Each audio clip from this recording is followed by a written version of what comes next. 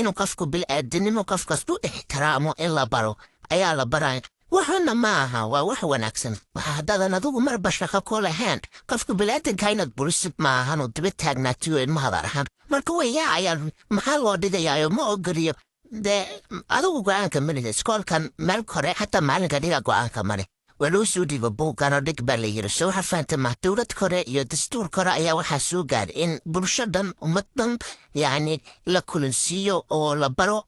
qaybaha ixtiraamka bil'aadanimada la baro marka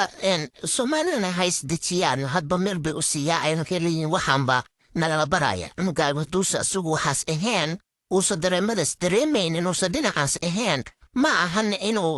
khalad ku tahay inuu barto inuu ogaado marka in laistartiibiyaa loo baahanyaha cilmigana la qaato soomala mid yaraan ku darsado horta mid waa isla qisanahay midaas la qisanaha xitaa dhammaanteen inuu ilmaha LGBT noqonayn hadduu la ahayn waa sida sheegsid dhinaca dhig ilmi LGBT-ga haabaa soo baxay ilmahan LGBT-ga inaan sida ilmaha kale inaan la cusurayn uu ilmaha kale la mid noqdo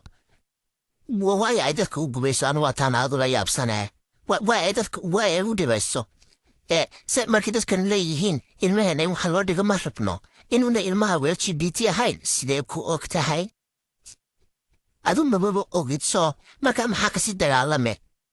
dagaalame ilmahan ilaa isagu ilmahan isu sheego ilmahan isagu wixii ha ogaado so maxaa kasi dagaalame waay waxay kasii baqanayaan waxaana leeyihin waa loo dhigayaa waxay kasii baqanayaan qofku inuu isagoo yar ogaado qofku yahay uu accepti gareeyo